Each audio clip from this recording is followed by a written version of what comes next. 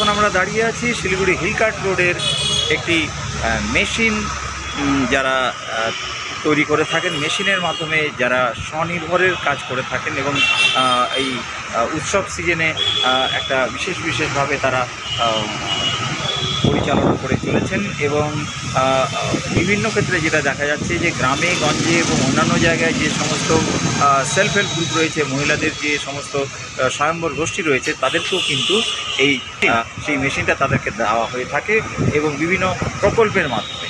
তো আমরা চলতে চলতে পৌঁছে গিয়েছিলাম এই শোরুমে। কথা বলবো এর যিনি দায়িত্বে রয়েছেন সোমেশ ঘোষ, তিনি জানালেন এর বিশেষত্ব।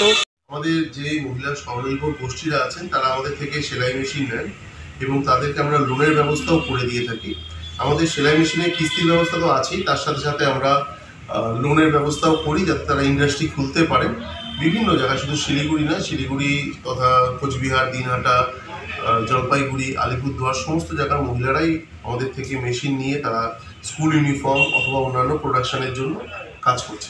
অর্থাৎ আপনারা শুনলেন এই অঞ্চলে, বিশেষ করে উত্তরবঙ্গের শিলিগুড়ির আশপাশে ছাড়াও জলপাইগুড়ি, কোচবিহার বা অন্যান্য জায়গায় যে সমস্ত মহিলারা রয়েছেন তাদের জন্য কিভাবে তারা এই প্রকল্পের মাধ্যমে সেলাইয়ের মেশিন দেওয়ার মাধ্যমে তাদেরকে স্বয়ংবরতার লক্ষ্যে কীভাবে তাদেরকে স্কিল্ড করেছেন, কিভাবে তাদেরকে আরও সমৃদ্ধ করেছেন, তার একটা ছবি।